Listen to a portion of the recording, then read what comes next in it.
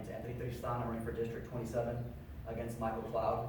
I've been telling people that I'm here for y'all, like to hear what y'all want from a representative, especially the Democratic Party representative. And so one of those things that I like to ask is like, so do you want a, eloquent speaker, someone who's gonna get the message across just through, being reasonable? Or do y'all want someone that's gonna be a little bit more aggressive, a little bit more tough, and kind of really drive home something to the people that we're gonna try to, get to vote for us? I think this is one of the biggest things that I want to know. And the reason why I say that is because right now, we all know that our district is gerrymandered, okay? It's designed to get more Republican votes than Democratic votes. So, where we're at right now is if we keep doing the same thing that we've been doing, and we talked about this, we keep doing the same thing we keep doing, and we keep saying the same things we keep saying, then we get 33% of the vote, 36% of the vote, which is, we lose. So, my whole strategy, because it's important that we win, of course, keep democratic values that are important to us, but win, because it does us no good to have these great ambitions, these things that we know help people, that are positive for our cities, for our state, for our country, but then we lose. So my whole goal is to bring people more to the center. And the reason why is because the way the other side feels about what the Republican Party is doing is making them kind of, ooh, man, it's getting too extreme to the right. So they're kind of going to the center. So I'm running because I saw in April that we had a strategic opportunity to overcome the gerrymandering system that we have now. On a normal day, if Trump would have just been a cool guy and kind of did his thing, he probably would have won an election again. He probably would have gotten booted out. But because he made mistakes, that's why I was like, okay, I see an opportunity to win. But again, I can't do the same thing that we've always been doing. And I saw this from afar. I saw this when I was living in Lubbock, Texas, when I lived in the Rio Grande Valley. I kept looking in Corpus and I'm like, man, they're doing the same thing over and over, they're losing. And so when I moved back to the area in 2019, I was ready to implement what I've been thinking, what I've been seeing for all these past years. And so I'm telling you this strategy because I think it's important that you know that I do have a strategy. I'm not gonna do the same thing over and over and over that just makes us lose, lose, lose. I'm gonna do something that's gonna help us get to where we wanna be, get to where this is and again, I don't like using these terms like flip a district, that's not why I'm here. I'm not here for these showboat words. I'm here to get something meaningful done, something constructive, that's thoughtful, that's the right time, the right moment. And I say that because if this opportunity wouldn't have came up, then I wouldn't be able to say it and do the things that I wanted to do. So I'm sharing that with you because I don't really necessarily want to be an aggressive person. Because again, because I'm a dark-skinned guy, that may come off as like hostile. I want to be aggressive and stern to a certain degree. And again, but if y'all want a little bit more from me, feel free to let me know what I can always do better. That's most important, that's how y'all are receptive to this also. For instance, I have been asked, people ask me, oh, hey, how do you feel about marijuana? And, when I tell them, I'm not here for that. I'm not here to talk about marijuana. If it doesn't help us, like our cities, our states, our people, again, at the federal level, improve us, personally, then that's something I'm not gonna sit there and just talk about when I'm campaigning. I'm gonna talk about the rights that are being taken away from us. Like our voting rights. Like that is what federal dispositions needs to be doing, is fighting for those rights that are guaranteed. Women's right to choose, those are things that have been decided. And I'm pursuing those big measures, and of course, things that can also help us that are innovative and different to the space. And then another time too, someone asked me about, what about athlete salaries, or they're too high? And so I said, well, you know, I've heard that, you know, from my partner. She complains about, like, they get paid too much money. I go, but, you know, she still watches, she still does enjoy it, but that's where I'm gonna leave it. You know, right in front of the TV, watching the game, and that's it. I'm not gonna go and talk about that issue, and that's a concern. So I'm just showing you the contrast to where my mind's kind of at. It's gonna be big, impactful things that are supposed to help us, strengthen our communities, and then overall just strengthen our democracy, because we know it's under threat. We know it's being attacked constantly. And again, we know, especially in this district and how it's gerrymandered for this position, that we're at a disadvantage. And so it needs to be thoughtful and a little bit more different, and again, just different from the previous. I want to take a break, and does anyone have any questions, just kind of based on what I'm saying? I'd like to know your status on healthcare. It seems to me that Republicans and Democrats, and know lots of people in their families and lots of people they know who are in great need of healthcare. And I know Texas has been turning it down for years and years. It's a terrible disaster, but I'd like to hear what you have to say about healthcare. Well, you know, I'm happy to say that Biden did do some meaningful things that built on the Affordable Care Act that Obama set up, which was very, very difficult to do. And so in my profession, I do tax preparation, and I help people pretty much plan for their year.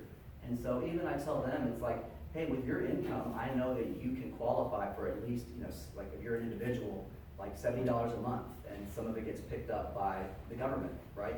Yes, ma'am. My daughter was able to get it this year. Yeah. She hadn't been able to get it until Biden did the changes. Correct. And so the way this thrives is that more people are getting enrolled, more people are getting into the system. That's what makes it stronger. And so I know I will advocate for people and educate them, because they don't know that it's there. Some people that are just being sole proprietor business owners don't know that that's available to them, right? And so I think my job on the trail, you know, talking to people, is that, hey, it's there for you. If you need it and you want it, you can get so much coverage. You can actually go to the doctor now and have a card. And I practice what I preach. As a business owner, I got it too.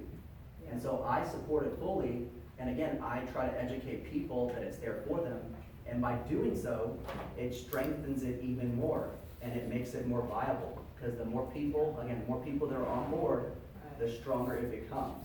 And so I am in favor of, you know, making it better as well. Let's just say it takes time. So Obama got it set up, and then we had an opportunity now that we have a president and a House and a Senate that made it stronger, and my goal is to do the same thing, to improve it always. Just like our personal journeys in our lives, we improve as we get older, I mean, we hope. Yeah. This system that, again, was so monumental and hard to get to, I think deserves to keep getting stronger, to keep evolving to where, again, it's not for a profit industry, where our premiums are lining the pockets of executives. Our premiums are their profits.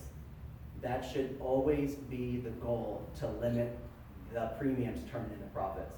And I hope that answers you in a broad scope, that we want to get to where it's affordable. It's a help. I've heard a lady who tried to get it, and it was $700 a month, and she doesn't make much more than that.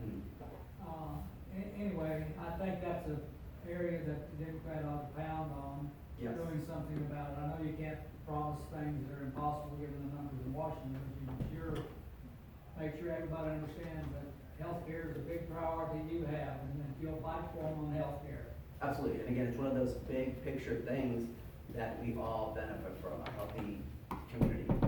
Yes, sir. I got a quick question. Mhm. What can you do to help military veterans when they go up for veterans benefits? It seems like the Veterans Administration works harder to get you out versus to try to help you in. Is there anything that you can do if elected that can be more friendly to the veterans and not be intimidated by going in there knowing that you're gonna get rejected? I mean, there is, I wanna say, I don't wanna say I don't have a detailed plan to achieve that, but I know when I did visit the Veterans Roundtable, that a topic came up, and even when I went, Mr. Mendoza was with me, we were in, Rockport in front of Michael Cloud, and we had veterans addressing the same issue about being taken care of. I would need to consult people that are, I won't say in that position, that have experienced it more. I admit I'm not a politician. I haven't been, I just started my campaign to get to know these issues, and I hear it, and I said, most of these problems are man-made, politician-made. So therefore, they can be solved by man. It's not like turning lead into gold. It's just something that simple. And so I want to say that I would advocate for it because, again, those gentlemen that I spoke to at the Veterans Roundtable were real passionate. Some of them were like in my face about it. And I could see that it's frustrating. And my goal for most people is to not frustrate them, to make things very simple and achievable. And they deserve it. They've worked hard for it. And we all know that. But again, they play political football with it.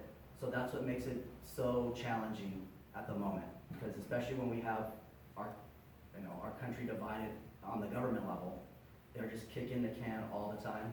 But I think overall, it's gonna take all of us. I mean, it literally will have to take everybody becoming an advocate for those things. We have to, and I think one of the biggest things I have with what I've seen from Democratic Party is like, we really need to pick 3 issues that are important to us, and then pick some other issues that are, again, a little bit more to the center that are important to get those things together and push them. Because like I said, when I go into different places and people are throwing around different things, but this one is important, healthcare, like I said, is really strong, veterans, strong. And I would say I could put those at the top of what I'm doing to echo it, because it's so far in all the counties that resonates. Those things are important. And again, big federal things that are gonna help people, especially veterans and everybody else in between. So if y'all can tell me a third one, that'd be great also. Yes, sir. I'm really strong about voting rights. And what's going on is not what I consider as a right. It's a hindrance. So, what would you say about that? Voting So, rights? I know my goal is to definitely, again, we say get out the vote. I mean, that is still the truth. We still need to get voters. And since I've been traveling the district, which is pretty big, it has 13 counties, I've asked a lot of younger people if they vote, and it's always a no. Even people, and I don't know how I became a voter, like I don't know why I was 18 and was like, I'm gonna register to vote, and I've been voting ever since. When I know people that are my peers that I went to high school with, they do not vote. And, I find out that little ugly truth, that there exists a lot that do not vote, a lot. And so it's great that they're going out there and canvassing the neighborhoods, but that's what's gonna help us overcome it. Again, we know the rules, they're right in front of us. Unfortunately, we have to play by those current rules. And if we get new people onboarded, which again, there's a lot of people that are just not voting, they're 18, 19, 20, 21, 22. Again, I'm 42, and I've talked to 2 friends that I went to high school with and graduated with. They're business owners, and they have never voted. I think they're 40 actually, they're 2 years younger, they're 40. And we can't win again unless we don't have the vote. And when we get them in here, we can shape those kind of policies. But again, I think that to be, again, moved to the center, it's like, do I think we should make people that care about security an issue? Yeah, let's make it safe. But then let's also, let's make voting secure, but let's also make it widely available, a holiday, day off where everyone gets to vote, more accessible hours.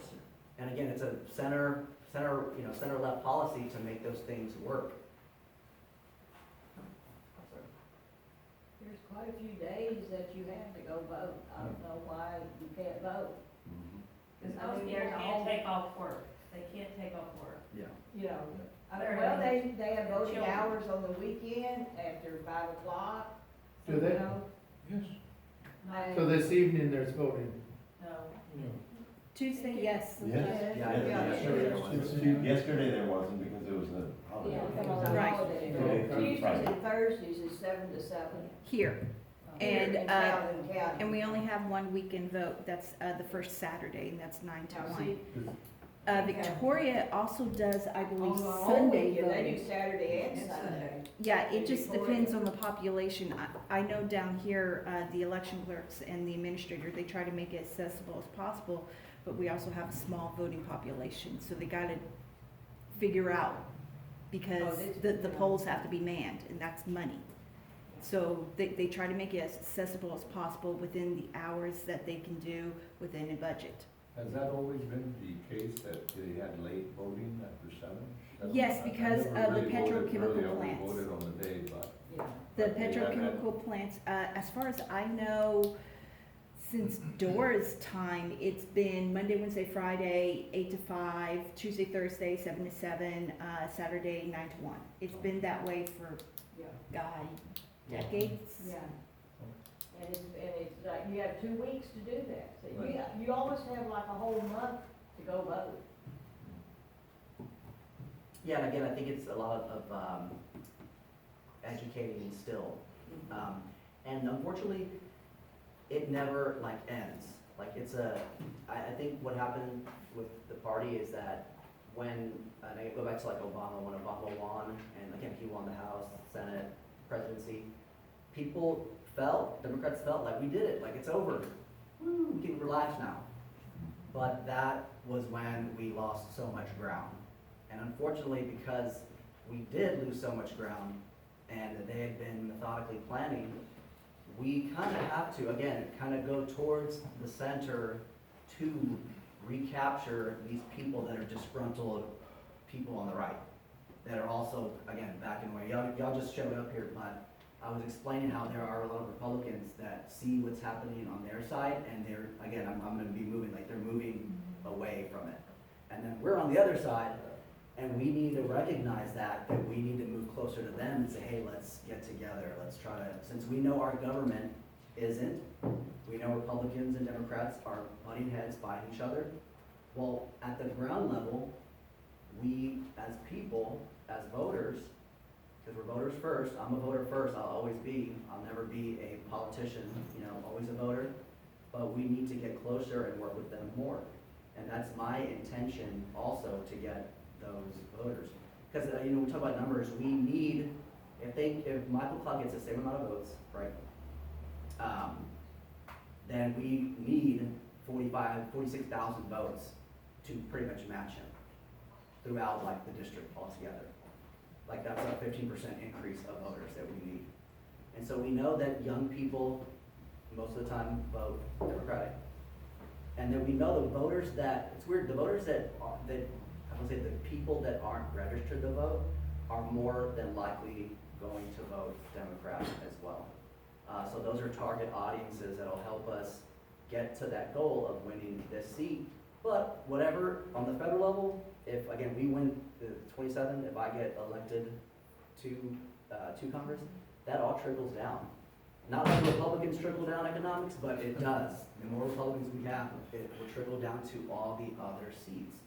And that's kind of where I want to lead on. Again, one of the big three that I was talking about is keeping those young voters engaged, getting those voters that are ghosts, that are out there, bring them in the system. And that's one of the biggest things that I want to tackle, like personally, because I'm not here to be running for Congress all the time, every 2 years for 20 years. I'm a person that agrees that I should run and then have a limit and then be out and be with the next best thinker, the next fresh mind. And what people say is like, well, what if that person's doing a really good job? And I'm like, pat them on the back and say, I appreciate it, we'll see you later. And let's bring on the new, fresh mind. And because a lot of the times when I step in the room, a lot of people are like 15 years older than me, 20 years older than me. I can't run into anybody that's necessarily like my age or lower. So that's my goal, is to pursue those people if I'm able to get this Democratic primary position. And I do love Victor Melgoza a lot. I grew up watching Nickelodeon. So I got nothing but love for these gentlemen, and I always like praise them. Because for me, if he wins, if I lose, I'll be back. I'm not going anywhere, because I think that he will keep running, keep McLovio competitive. If he wins, don't let him fall behind, don't let him get caught up. Same with Victor Melgoza. If he wins, make sure keep feet to his fire. That's my ultimate goal, to keep the party strong, to keep the party engaged, and to keep them coming back to vote for all of us and for us, because it only benefits us in the long run. I'll leave it at that. Of course, there's so many topics we can cover, but I definitely wanted to lend time for these two gentlemen. So thank you very much for your time.